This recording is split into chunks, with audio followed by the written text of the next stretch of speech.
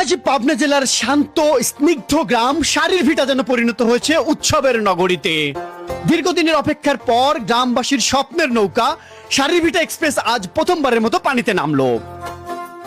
ঢাকের তালে বাঁশির সুরে আর গ্রামবাসীর উচ্ছ্বাসে মুখরিত হলো চারপাশ। ছোট বড় নারী পুরুষ সবাই জড়ো হয়েছে নদীর তীরে। চোখে আনন্দের ঝিলিক আর মনে একটাই গর্ব, এ নৌকা শুধু কাঠ আর রঙের নয়, এটি আমাদের ঐতিহ্য, ঐক্য আর অসীম পরিশ্রমের প্রতীক। সকাল থেকে নদীর ঘাটে জমে ওঠে মানুষের ঢল, বাঁশি ঢোল আর করতালির তালে তালে মুখরিত হয়ে ওঠে চারপাশ। শিশুরা নদীর ধারে খেলায় মেতেছে, তরুণরা নৌকার চারপাশে ব্যস্ত সাজসজ্জা আর প্রস্তুতিতে, আর প্রবীণেরা স্মৃতিচারণে বলছেন আমাদের সময় এমন আনন্দ আর গর্বের মুহূর্ত খুবই কম আসে। উদ্বোধনী মুহূর্তে নদীর জলে ধীরে ধীরে নামানো হচ্ছে শারীরভিটা এক্সপ্রেস। চারিদিক থেকে ভেসে আসে আনন্দ উল্লাসের প্রতিচ্ছবি, কেউ হাতে পতাকা, কেউ বা বাজাচ্ছেন ঢাকঢোল।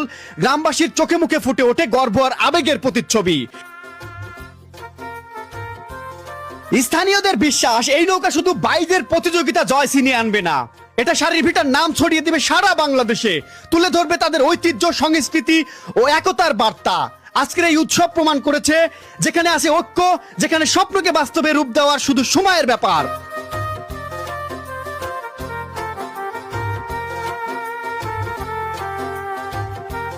শারীরভিটা এক্সপ্রেস পানিতে ভেসে ওঠা শুধু একটি নৌকার যাত্রা নয়, এটি গ্রামবাসীর ঐক্যের জয়গান, পরিশ্রমের ফসল আর স্বপ্নের বাস্তব রূপ।